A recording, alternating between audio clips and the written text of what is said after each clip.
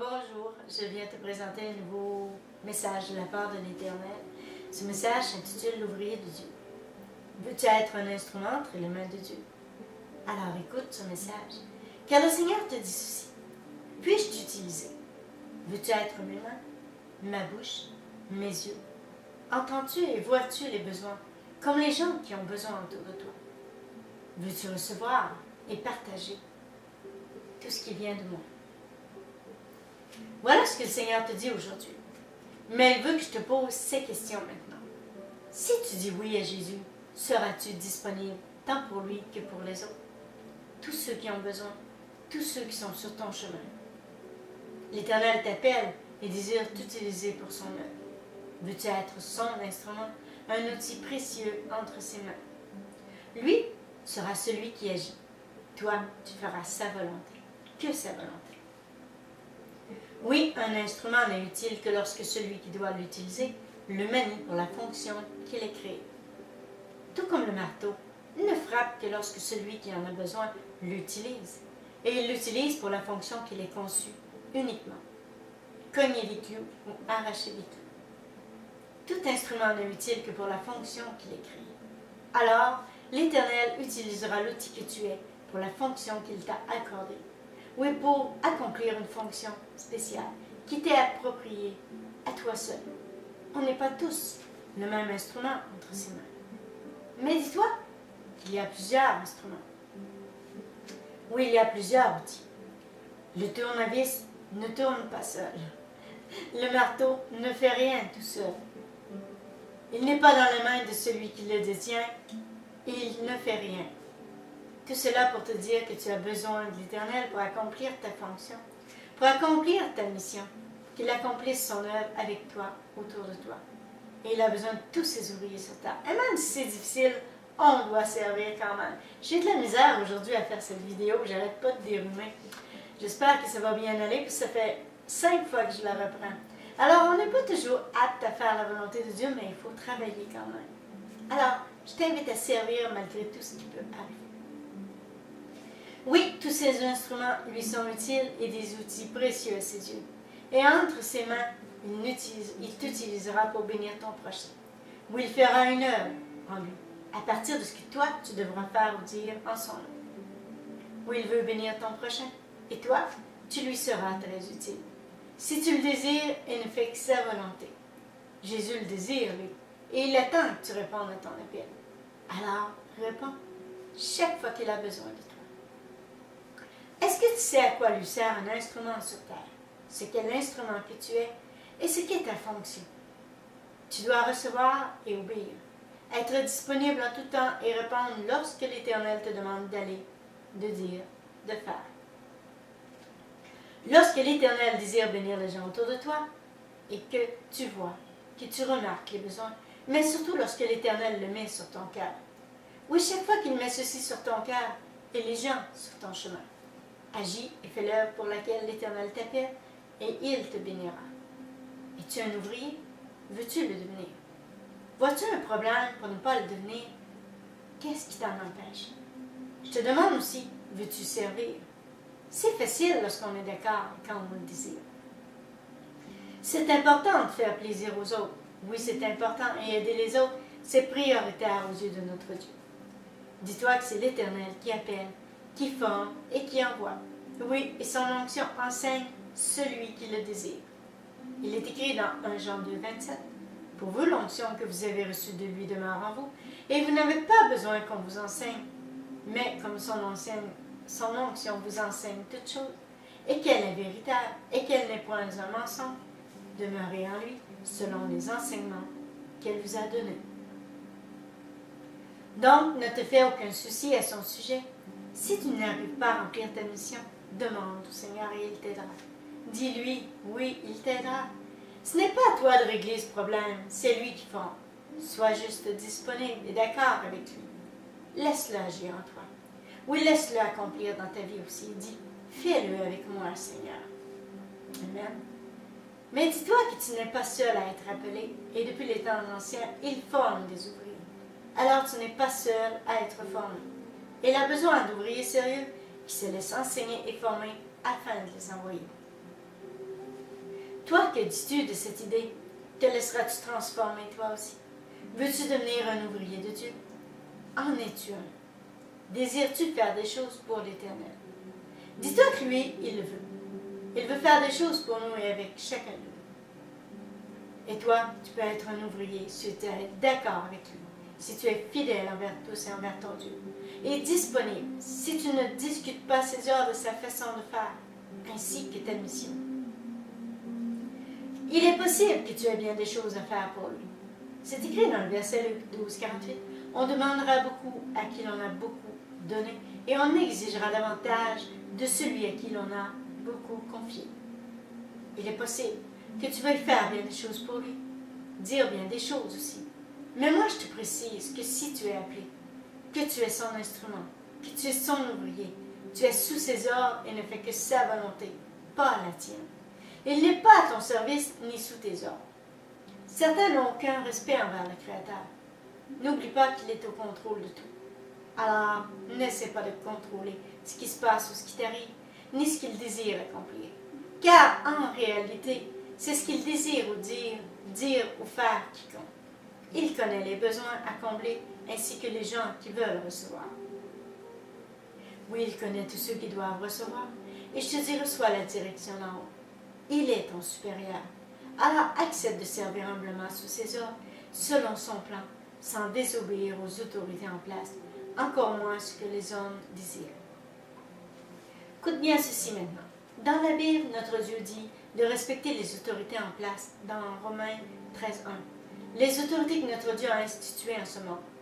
Car un monde sans autorité, sans loi et sans équilibre. Comment trouverions-nous l'équilibre? Alors, comment trouver la réponse à ces questions? Je sais dans mon cœur que je suis un ouvrier de Dieu, juste de la façon dont il m'enseigne et me façonne. Je sais aussi que je dois respecter les autorités en place, qui sont déjà en fonction. Moi, je suis un ouvrier aussi, je dois respecter ceux qui ont de l'ancienneté. Mais avoir de l'ancienneté ne veut pas dire rejeter les ouvriers que notre Dieu prépare. Et être ouvrier ne veut pas dire rejeter et manquer de respect aux autorités. Il y a beaucoup à réfléchir sur ces questions, aussi sur ces réponses, sur ces quelques mots. Oui, certains ne sont pas nécessairement comme l'Éternel désire. Se peut qu'un ouvrier ne soit pas reconnu ou soit rejeté malgré que les hommes ou les autorités sachent que notre Dieu les appelle et les utilise. Mais tout ceci se produit par manque de discernement, de connaissance. Aucun ouvrier ne doit tenir rancune à ceux qui le rejettent. Même si certains des autorités en place ignorent le plan de notre Dieu ou leur appel. Plusieurs ignorent que notre Dieu en prépare certains en secret à le servir. Par contre, lorsqu'un ouvrier de l'Éternel, Dieu est préparé, notre Dieu en avise les autorités en place. Oui, il les avertit, même si certains font comme s'ils n'avaient rien entendu. Il leur fait signe, il les convainc. Ceux-ci ont le devoir de l'aider, l'ouvrier, à accomplir sa fonction. Ce qui n'est pas toujours fait, malheureusement.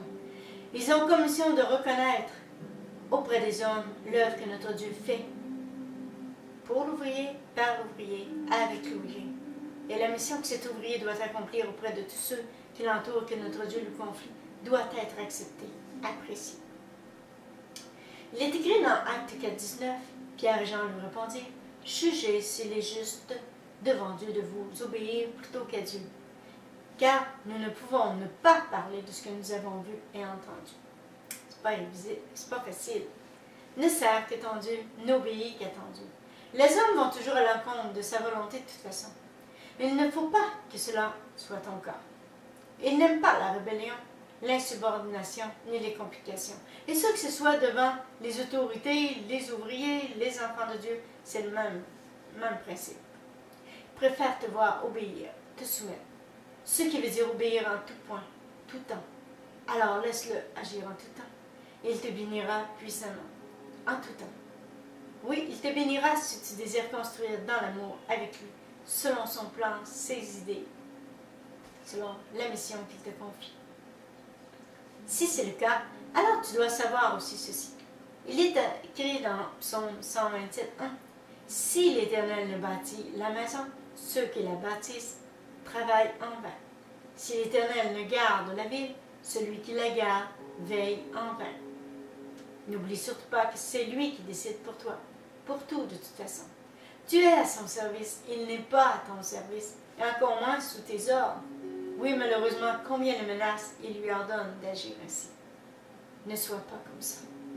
Tu dois servir en tout temps humblement. Oui, sois reconnaissant et peu importe ce qui se passe. Accepte et apprécie. Oui, peu importe les gens qui sont devant toi et les situations qu'il permet pour toi. Accepte. Accepte la volonté de Dieu. Es-tu prêt à servir? Il faut que tu le sois. Si tu veux qu'il t'utilise, car il ne force personne. Seras-tu disponible s'il t'ordonne de faire ou de dire selon sa volonté? Pour bénir les gens, obéiras-tu s'il te parle? Iras-tu s'il t'envoie? Accepteras-tu sa volonté en tout temps et peu importe ton humeur, les gens, l'endroit, la situation? Oui, que ce soit les gens ou ce qu'il te faut dire et faire. Demande-toi si tu feras sa volonté, toute sa volonté. Comprends-tu ce que je te dis? Car certains veulent servir, mais ne font que leur volonté, pas la sienne. Si tu comprends ceci, tu en conviendras avec moi que c'est lui qui engage, qui forme, qui envoie, et que c'est toi qui dois obéir et te soumettre en tout temps. Dis-toi que lorsque tu seras vraiment prêt, tu partiras servir en ce monde au milieu des hommes qu'il désire bénir. Ça ne veut pas dire que tu n'utiliseras pas de temps en temps l'occasion, mais les grandes missions, c'est lui qui envoie. Si tu es appelé juste à servir dans ton entourage, le serviras-tu malgré tout ce qui se passe ou les gens qu'il met devant toi? Peu importe les humeurs ou les discussions vaines. En réalité, tu n'as rien à redire s'il te demande de faire ou de dire. Tu fais et tu dis selon sa volonté, selon ses exigences et les paroles à donner ou les bénédictions à partager. Change rien de ce que tu dois faire ou dire s'il te l'a demandé. S'il te demande, te commande d'agir et parler en son nom, tu agis, tu dis. Donc, tu obéis. Tu fais toute sa volonté. Ce n'est pas compliqué, et sache que sa volonté prime sur la tienne. Son plan n'est pas le tien, et ses pensées ne sont pas tes pensées non plus. N'oublie pas qu'il décide en tout temps, qu'il sait tout, qu'il agit toujours pour le bien de tous. Et même si tu n'es pas toujours d'accord parce que tu ne vois pas ou ne sais pas tout. Moi, je te dis, fais-lui confiance, abandonne-toi à lui, entre ses mains, ainsi que tout ce qui se passe. Les gens que tu côtoies, que tu dois bénir en son nom. Veux-tu être son instrument? Oui, veux-tu devenir un ouvrier de Dieu? Être ses yeux pour voir ce que tu dois voir. Être sa bouche pour parler en son nom. Être ses mains pour partager lorsque le moment est important les bénédictions matérielles qu'il a décidé, lui, pour bénir autour de toi. Dis-toi qu'il utilisera tout ton être si tu le désires, si tu désires servir, si tu lui permets d'utiliser et que tu ne lui résistes pas. Tout comme les membres de ton corps réagissent et agissent parce que tu le désires, sache que tous les membres de son corps sur terre agissent et réagissent selon la volonté de notre Dieu aussi. Il est écrit dans 1 Corinthiens 12:12, un seul et même esprit opère toutes ces choses, les distribuant à chacun en particulier comme il veut. Car comme le corps est un et a plusieurs membres, et comme tous les membres du corps, malgré leur nombre, ne forment qu'un seul corps, ainsi en est-il de Christ. Prends le temps de réfléchir à cet appel, à ton appel. Et je te conseille de répondre à ton appel si tu reconnais cet appel. Oui, prends le temps de réfléchir aussi à ce qu'implique cet appel. Comprends-tu que tu es appelé? Que celui qui t'appelle est sérieux? Toi le sauras-tu concernant la mission qu'il te confiera et les gens qu'il mettra sur ton chemin, ainsi que les bénédictions qu'il te confiera pour bénir autour de toi. Comprends-tu que tu peux le servir sur terre, toi aussi? Connais-tu l'appel qu'il a pour toi? Ce que tu peux faire pour lui? Veux-tu savoir? Veux-tu qu'il t'explique? Sache que beaucoup sont appelés, mais que peu veulent servir. Oui, malheureusement, très peu sont choisis. Pas que l'Éternel ne le veut pas, mais l'homme qui ne veut pas vraiment. L'homme voudrait ce pouvoir, mais il ne veut pas passer des tests, des défis, des épreuves, et il veut être qualifié aux yeux des hommes et accrédité. Sans se qualifier aux yeux de l'Éternel, alors il n'est pas accrédité par l'Éternel. Il n'engage pas à peu près le Seigneur, et ne confie pas ce pouvoir à tous non plus, seulement à ceux qui sont honnêtes et sincères et qui veulent servir. Retiens ceci. Il est écrit dans Matthieu 22,14, il y a beaucoup d'appelés, mais peu sont élus. Donc, à toi de voir si tu veux être son instrument à le servir sur terre, en plus de ce qu'il te confiera comme une mission. Voici certaines choses que tu peux faire pour lui. Aimer, aider, supporter, enseigner, consoler, etc. Mais enseigner si tu es appelé à enseigner. S'il te l'a commandé. Voilà que tu penses à tout ce que je te dis, mais dis-toi qu'il est important que tu réfléchisses surtout à ce que lui désire pour toi et pour les autres aussi. Que tu répondes à ses attentes aussi, ainsi qu'à ce que lui exige et attend de toi. Tu ne peux faire la sourde oreille, ni te fermer les yeux devant ton appel, car sinon, tôt ou tard, lui fermera les yeux et même ses oreilles devant ton appel, ou encore lorsque tu demanderas, puis tu voudras lui parler. Dis-toi que de servir l'Éternel, c'est un grand honneur, un grand privilège aussi. Il a une armée qui sert sous ses ordres. Oui, une armée de soldats qui sont préparés à vivre d'amour. Oui, il a aussi ses ouvriers, comme tout royaume a ses combattants. Veux-tu être un soldat d'amour, une lumière ici-bas pour éclairer les pas de ceux qui ne voient pas et ne comprennent pas? Il est écrit dans le verset Matthieu 5, 14, 16, « Vous êtes la lumière du monde. Une ville située sur une montagne ne peut être cachée, et on n'allume pas une lampe pour la mettre sous le boisseau, mais on la met sur le chandelier, et elle éclaire tous ceux qui sont dans la maison. » Si tu préfères le verset Philippiens 2, 15, « Afin que vous soyez irréprochables et purs, des enfants de Dieu irrépréhensibles au milieu d'une génération perverse et corrompue, parmi lesquels vous brillez comme des flambeaux dans le monde. » Veux-tu combattre les forces du mal, à la manière de Jésus, par l'amour? Veux-tu t'enrôler pour le servir? Il engage à toute heure et le salaire est le même. Oui, il est écrit dans Matthieu 21, 16. Car l'homme dans le royaume des cieux est semblable à un maître de maison qui sortit dès le matin afin de louer les ouvriers dans sa vigne. Il convient avec eux d'un denier par jour et l'envoya à sa vigne. Il sortit vers la 3e heure et il vit d'autres qui étaient sur la place sans rien faire. Il leur dit, « Allez aussi à ma vigne et je vous donnerai ce qui sera raisonnable. » Et ils allèrent. Ils sortirent de nouveau vers la 6e heure et vers la 9e heure, et il fit de même. Et s'en sortit vers la 11e heure, il en trouva d'autres qui étaient sur place, et il leur dit, « Pourquoi vous tenez-vous ici toute la journée sans rien faire? » Ils lui répondirent, « C'est que personne ne nous a loués.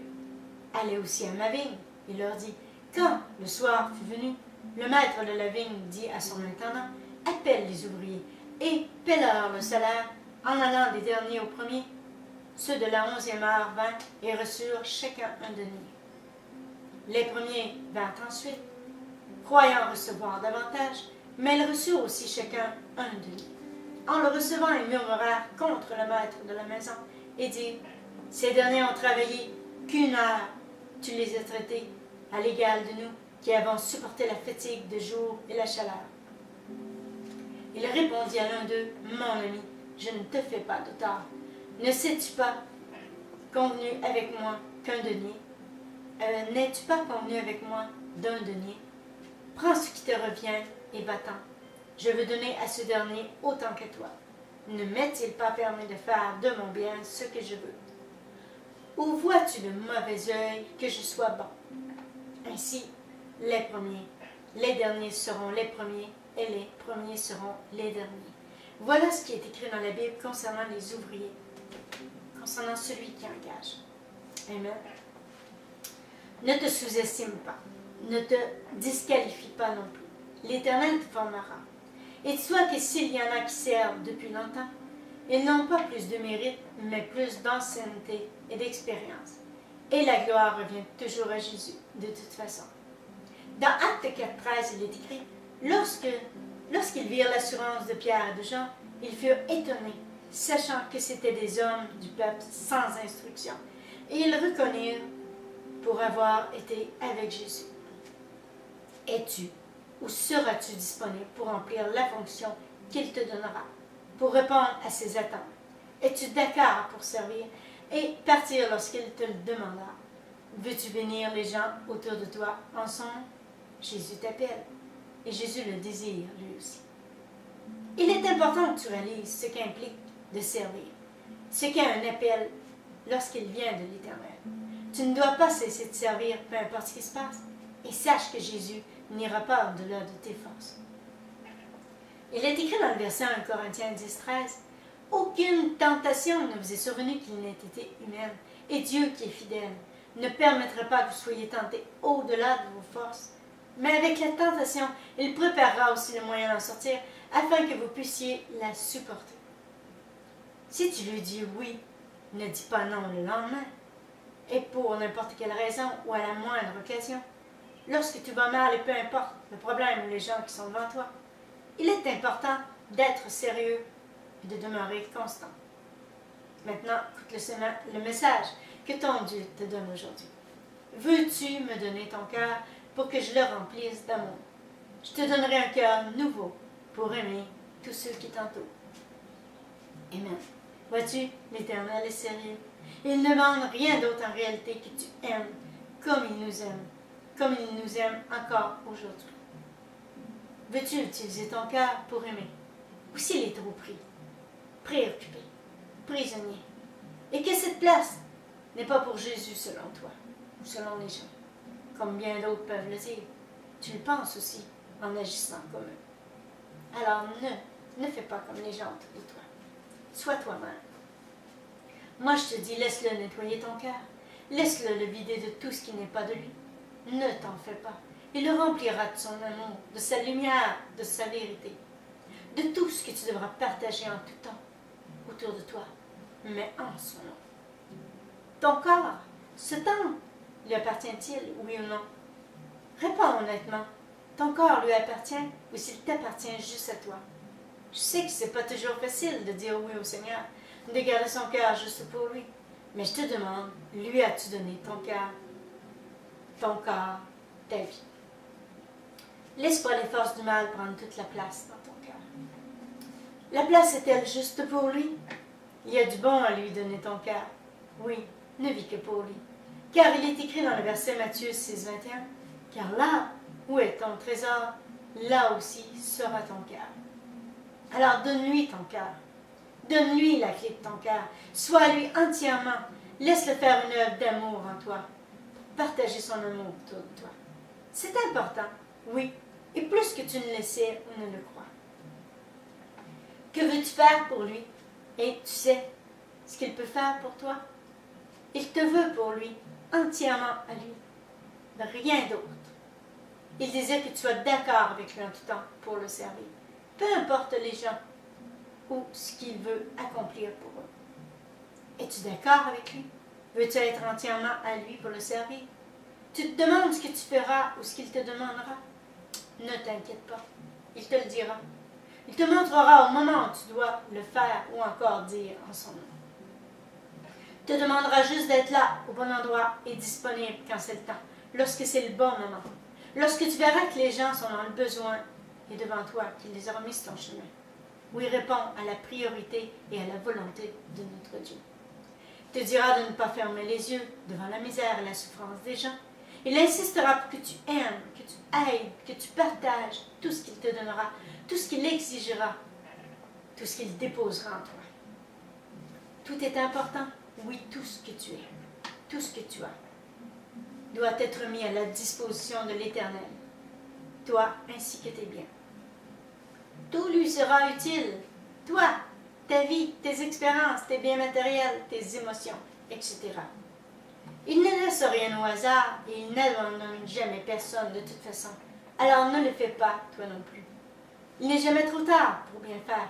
Si tu n'as pas encore servi jusqu'à aujourd'hui, alors lève-toi et commence. Donne-lui ta vie pour servir. Demande-lui de t'utiliser maintenant ou plus souvent. Oui, mets-toi à son service. Réponds à ton appel. Il est écrit dans Éphésiens 5, 14 et 7, c'est pour cela qu'il est dit, réveille-toi, toi qui dors. Relève-toi d'entre les morts et Christ t'éclairera. Prenez donc garde de vous conduire avec circonspection, non comme des insensés, mais comme des sages. Rachetez le temps, car les jours sont mauvais.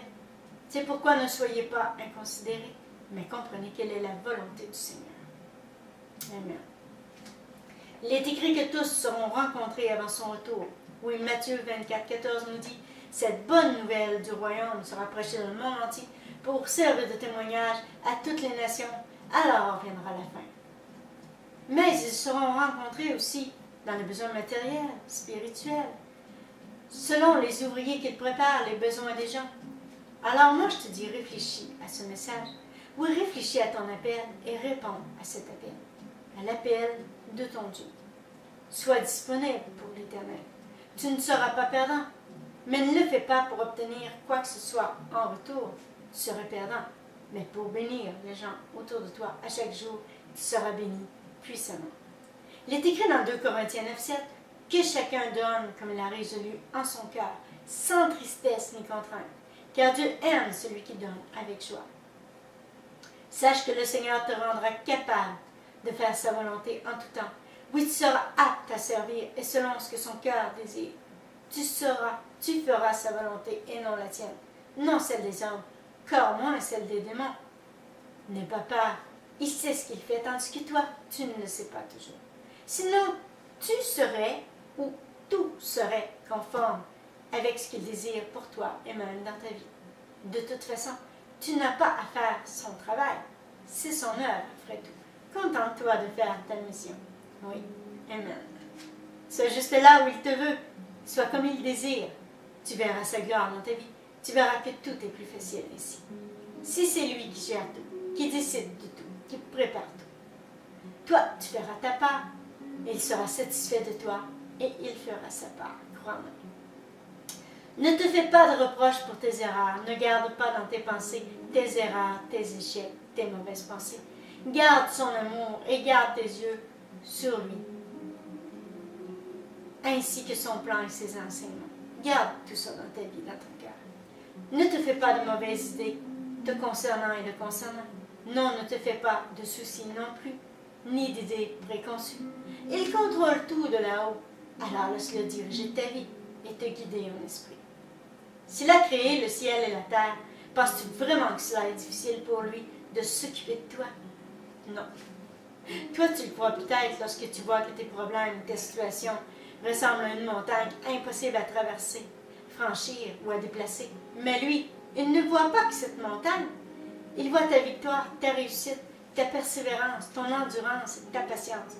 Ceci fait de toi un vainqueur, et la montagne, il l'envoie dans la mer de l'oubli. Il est écrit dans Matthieu 21:21, Jésus leur répondu, je vous le dis en vérité, si vous aviez de la foi et que vous ne doutiez point, non seulement vous feriez ce qui a été fait, ce fuguier, mais comme vous diriez à cette montagne, ôte-toi de là, jette-toi dans la mer, cela se ferait. C'est merveilleux. Ceci veut dire, oublie tes problèmes, rejette-les et regarde à Jésus. Il est au-dessus de tout. Il voit tout. Oui, tout lui appartient et il sait tout. Il voit tout le trajet que tu dois accomplir et même la mission que tu dois accomplir avec lui et pour lui. Quels sont tes soucis et qui sont les gens qui te nuisent ou freinent ta course pour atteindre ton but? Je te dis, confie tout au Seigneur. Il arrangera tout pour toi. Si tu as été mis de côté, laisse tout cela entre les mains du Seigneur. Il se chargera de ceux qui t'ont tassé. Si c'est lui qui t'a mis à part afin de te préparer, laisse-toi aimer, car il veut te former et te transformer avant de t'utiliser et t'envoyer. Et je te dis que les gens soient d'accord ou non, il te mettra là où lui, il a décidé. Et même si ceci ne plaît pas aux hommes. Mais toi, il faut que tu sois d'accord avec lui. L'important, c'est que tu sois toujours d'accord avec lui, en tout temps et pour tout. Tout ce qui compte et tout ce qui est important, c'est son plan, son œuvre avant tout. Et il fera son œuvre en toi, dans ta vie, si tu le laisses agir. Et ne m'augurise surtout pas contre ses décisions. C'est pas une bonne chose à faire. N'oublie pas et retiens ceci. Il va toujours jusqu'au bout de ce qu'il décide. Et toi, iras-tu jusqu'au bout? Même si les hommes décident le contraire, et même si tout semble contre toi. Dis-toi que les forces du mal ne te feront pas de cadeaux et ne t'accepteront pas non plus au milieu des hommes de ce monde. Et tu ne pourras pas nécessairement faire tout ce que tu veux, quand tu veux, comme tu veux. Tu ne feras que ce que l'Éternel a décidé pour toi, de toute façon, si tu es son instrument, car il t'aidera. Tout ce qui est important, c'est que l'ouvrier en vienne à faire la volonté de celui qui l'a appelé et formé, à dire que ta volonté soit faite, Seigneur. Oui, afin de faire toute sa volonté. se chargera lui-même d'ôter les barrières qui ont été mises devant toi pour t'empêcher d'avancer, de servir. Et il ôtera devant toi les gens qui ne sont pas d'accord avec lui. Il ouvrira les portes pour toi. Et crois-moi qu'il t'aidera. Il est écrit dans le verset 8-31, que dirons-nous à l'égard de ces choses? Si Dieu est pour nous, qui sera contre nous? Bon, réfléchis à ce message. Et toi, si tu veux servir, tu es déjà serviteur en attente de servir ou présentement en service.